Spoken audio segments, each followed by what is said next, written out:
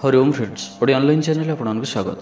कुंभ राशि व्यक्ति जीवन में जदि आप सफल होगा चाहते तेज सफल होगा तो प्रत्येक व्यक्ति चाहते किंतु आपणकर कथा ही अलग अटे।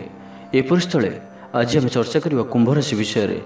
जदि आप जीवन में सफल होगा चाहते तो कौन करेंगे एवं केउं कथा प्रति आप सावधान रहिबे, आपणकर दुर्बलता कौन अटे, आपणकर विशेष गुण कौन अटे, सबकिछि आज आम यह भिडियो चर्चा करवा। तो आसंतु आरंभ करवा।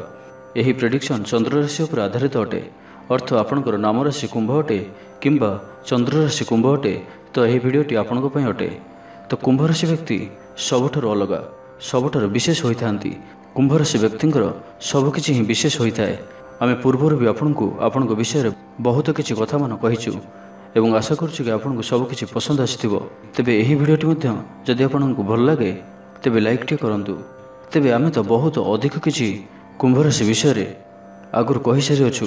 किछि हुए तो आपण देखिथिबे, किंतु जो भी दर्शक एबे ही आम सहित जोड़ी होई रहिछंती तांकु दुईटी कथा जानिबार अधिकार रहिछि। कुंभ राशि शनिदेव मालिक अटंती एवं एमानकर संपूर्ण जीवन कंट्रोल जहाँ रही थाए ताहा शनिदेव ही एमानकर जीवन को कंट्रोल करिथांती बा नियंत्रण करिथांती। अर्थ शनिदेव कृपा उपरे ही कुंभ राशि व्यक्ति जीवन निर्भर करिथाए। एपरि तो एमाने बहुत बुद्धिमान होइथांती। एबे जेबे कि शनिदेवंकर राशि अटंती, शनिदेवंकर एमानकर जीवन पर संपूर्ण कंट्रोल रही थाए तो एपरि होइथाए कि एमाने प्रायतः अधिक कर्मप्रधान होइथांती। किंतु केबे केबे किछि दुर्बलता रहिछि जहाँ एमानंकु आगकु बढ़िबाकु ही दिए नहीं। तो सही जिनिस उपरे आपनकु काम करिबा आवश्यक। केबे केबे खामखियाली स्वभावर बहुत अधिक हो जाइथांती, केबे केबे आलसी प्रकृतिर मध्य होइथांती और यही अवहेला और खामखियाली स्वभावर कारणरू आलस्यर कारणरू भल भल सुजोग हाथरू छाड़ी दी थांती। एपरि स्थले एही कथा को आपण बुझिबा दरकार, कहीं जदि एबे बुझिबे नहीं तो जेबे नेड़ीगुड़ कहणी को बहीजिब तो आपण जाणिकर भी कौन करेंगे। तो कुंभ राशि व्यक्ति सबुठारु प्रथमे गोटे कथा जानि नियंतु कि आपण धन प्रति केयर करंती नहीं, केबे भी नुहे।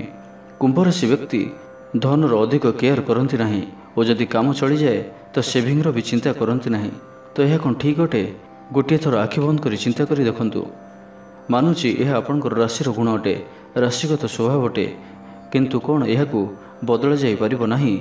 आमे मनुष्य ही एक एपरी प्राणी अटंती जी निजर जीवन को निजर हिसाब रे कंट्रोल करि परिथाओ, चलाई परिथाओ। एथिपई आपनकु एही कथा मानकु ध्यान देबार अछि।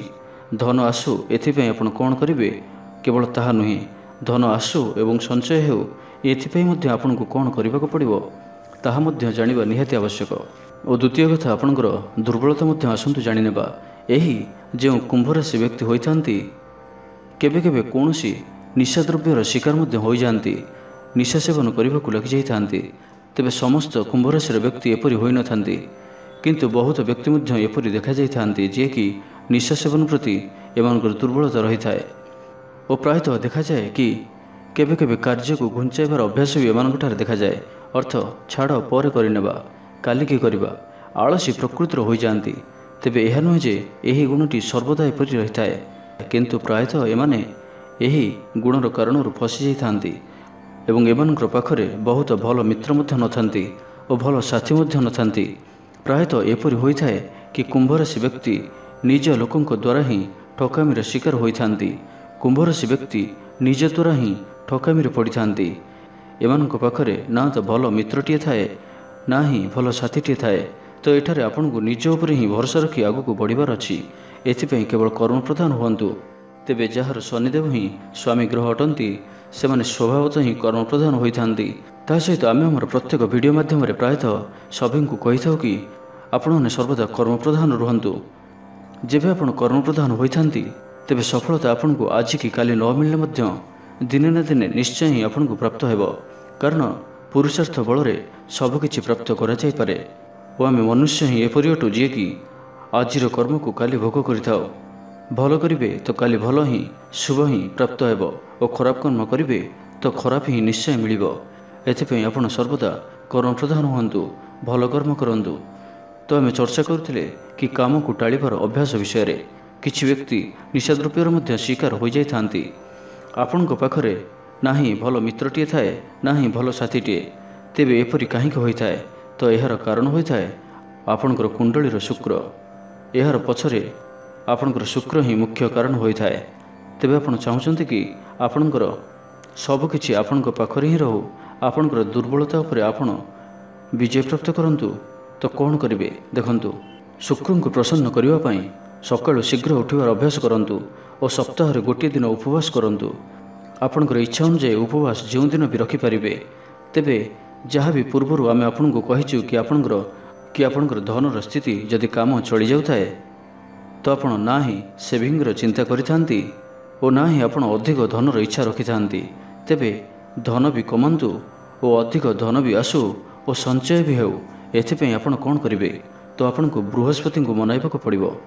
ଦୁର୍ବଳତା ଉପରେ ବିଜୟ ପ୍ରାପ୍ତ କରିବା ପାଇଁ ଶୁକ୍ରଙ୍କୁ ପ୍ରସନ୍ନ କରିବାର ଅଛି ଏବଂ ଧନର ସମସ୍ୟାକୁ ଦୂର କରିବା ପାଇଁ ଆପଣଙ୍କୁ ଦେବଗୁରୁ ବୃହସ୍ପତିଙ୍କୁ ମନାଇବାର ଅଛି। ତ ଆପଣ କ'ଣ କରିବେ, ତ ସକାଳୁ ଶୀଘ୍ର ଉଠନ୍ତୁ ଓ ସ୍ନାନ ପରେ ନିଜର ମଥାରେ କେଶରର ତିଳକ ଲଗାନ୍ତୁ। କିପରି ଲଗାଇବେ ଦେଖନ୍ତୁ, ଛୋଟିଆ ପାତ୍ର ନିଅନ୍ତୁ, ଗୋଟିଏ ଚୁଟକି କେଶର ନିଅନ୍ତୁ। ଗଙ୍ଗା ଜଳ ନେବେ ତ ଭଲ, ନାହିଁ ତ ସାଧା ସଫା ଜଳ ମଧ୍ୟ ନେଇପାରିବେ। 2ରୁ 3ଟି ଟୋପା ସେଥିରେ ଜଳ ପକାଇ ଦିଅନ୍ତୁ ଓ ସେହି କେଶରକୁ ନିଜର ଡାହାଣ ହାତର ରିଙ୍ଗ ଫିଙ୍ଗର ଅର୍ଥାତ୍ ଆପଣଙ୍କର ଅନାମିକା ଆଙ୍ଗୁଠି ଦ୍ୱାରା ନିଜର ମଥାରେ ତିଳକ ଧାରଣ କରନ୍ତୁ। ଆପଣଙ୍କୁ ସମୁଦାୟ କେଶରକୁ ନେବାର ନାହିଁ, କେବଳ ପ୍ରତୀକାତ୍ମକ ରୂପ ପାଇଁ ସେଥିରୁ ଟିକେ ନେଇ ମଥାରେ ଧାରଣ କରନ୍ତୁ ଏବଂ ପାତ୍ରରେ ରହିଯାଇଥିବା କେଶରକୁ ନଷ୍ଟ କରନ୍ତୁ ନାହିଁ। ପରଦିନ ତାହା ଯଦି ଶୁଖିଯାଇଥାଏ ସେଥିରେ 3ରୁ 4 ଟୋପା ପାଣି ପୁଣି ପକାଇ ଦିଅନ୍ତୁ ଏବଂ ଏହାକୁ ପୁନର୍ବାର ବ୍ୟବହାର ମଧ୍ୟ କରିପାରିବେ ଏବଂ ତାହା ସରିଯିବା ପରେ ପୁଣି ନୂଆ କେଶର ବ୍ୟବହାର କରନ୍ତୁ। ଏହି ତିଳକ ପ୍ରତିଦିନ ବ୍ୟବହାର କରନ୍ତୁ। ଆପଣଙ୍କର ଜୀବନ ପରିବର୍ତ୍ତନ ନିଶ୍ଚୟ ହିଁ ହେବ। ଆପଣ ନିଜେ ହିଁ ପରୀକ୍ଷା କରି ଦେଖନ୍ତୁ। 2ରୁ 3 ମାସ ମଧ୍ୟରେ ହିଁ ଆପଣ ରେଜଲ୍ଟ ଜାଣିପାରିବେ, କିନ୍ତୁ ଏହାକୁ ବନ୍ଦ କରିବେ ନାହିଁ। ଏହା ଆପଣ ଲାଇଫ୍ ଟାଇମ୍ ପାଇଁ କରନ୍ତୁ। ଏହା କୁମ୍ଭରାଶି ବ୍ୟକ୍ତିଙ୍କ ପାଇଁ ବହୁତ ହିଁ ପ୍ରଭାବୀ ଉପାୟ ଅଟେ। ଯଦି ସମ୍ଭବ ହୁଏ ତ ବୃହସ୍ପତିବାର ଦିନ ହଳଦିଆ ଜିନିଷମାନଙ୍କର ଦାନ କରିପାରିବେ। ହଳଦିଆ କଦଳୀ, ବୁଟ ଡାଲି ଏବଂ ହଳଦିଆ ବସ୍ତ୍ର ମଧ୍ୟ ଆପଣ ଦାନ କରିପାରିବେ। ଆପଣ କାହାକୁ ବି ଦାନ କରିପାରିବେ, ନାହିଁ ତ ପାଖରେ କୌଣସି ମନ୍ଦିରରେ ଦାନ କରନ୍ତୁ। ନିଜର ସାମର୍ଥ୍ୟ ଅନୁଯାୟୀ ଆପଣ କିଛି ସପ୍ତାହ ଏପରି କରନ୍ତୁ, ଆପଣଙ୍କୁ ଶୀଘ୍ର ହିଁ ଶୁଭ ରେଜଲ୍ଟ ପ୍ରାପ୍ତ ହେବ। ବୃହସ୍ପତିବାର ଅର୍ଥାତ୍ ଗୁରୁବାର ଦିନ ହିଁ ଏପରି କରନ୍ତୁ। ତା ସହିତ ଯଦି ଆପଣ ଋଣର ବୋଝ ତଳେ ଚପି ହୋଇ ରହିଛନ୍ତି ତ ଏପରି ସ୍ଥଳେ ଆଉ ଗୋଟିଏ ଉପାୟ ଆପଣଙ୍କୁ ବହୁତ ହିଁ ଲାଭ ପ୍ରଦାନ କରିବ।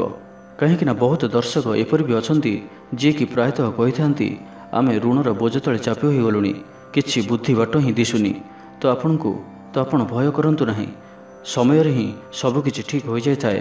କର୍ମପ୍ରଧାନ ରୁହନ୍ତୁ ଓ ଏହି ଉପାୟଟିକୁ ମଧ୍ୟ କରନ୍ତୁ। ସୋମବାରର ଦିନ ଆପଣ ଶିବଲିଙ୍ଗ ଉପରେ ଗଙ୍ଗାଜଳ ଅର୍ପଣ କରନ୍ତୁ ଓ ଘରେ ଯଦି ଶିବଲିଙ୍ଗ ରହିଅଛି ତ ବହୁତ ହିଁ ଭଲ, ନାହିଁ ତ ପାଖରେ ଥିବା ମନ୍ଦିରକୁ ଯାଇପାରିବେ।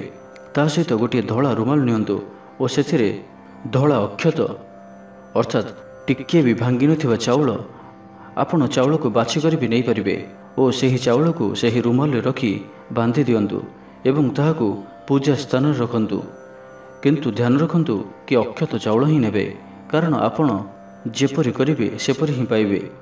ତ ସଠିକ୍ ଭାବରେ ହିଁ ପୂଜା ବିଧିକୁ କରନ୍ତୁ, ତ ନିଶ୍ଚୟ ହିଁ ସଠିକ୍ ଭାବରେ ଓ ପୂର୍ଣ୍ଣ ଭାବରେ ଫଳ ପ୍ରାପ୍ତ ହେବ।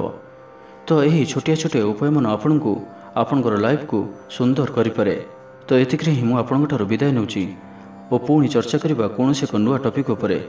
ତେବେ ଭିଡ଼ିଓଟି ଭଲ ଲାଗିଥିଲେ କମେଣ୍ଟ ବକ୍ସରେ ଓମ୍ ନମଃ ଶିବାୟ ନାହିଁ ତ ହର ହର ମହାଦେବ ନିଶ୍ଚୟ ହିଁ ଲେଖନ୍ତୁ। ଭିଡ଼ିଓଟି ଭଲ ଲାଗିଥିଲେ ଲାଇକ୍ଟେ କରନ୍ତୁ, ଆମ ଚ୍ୟାନେଲକୁ ସବସ୍କ୍ରାଇବ୍ କରିବା ସହିତ ପାଖରେ ଥିବା ବେଲ୍ ଆଇକନ୍କୁ ମଧ୍ୟ ପ୍ରେସ୍ କରନ୍ତୁ, ଯାହାଫଳରେ ଆମେ ଯେଉଁ ଭିଡ଼ିଓ ଅପଲୋଡ଼ କରିବୁ ତାହା ଆପଣ ସର୍ବପ୍ରଥମେ ପାଇପାରିବେ। ଧନ୍ୟବାଦ।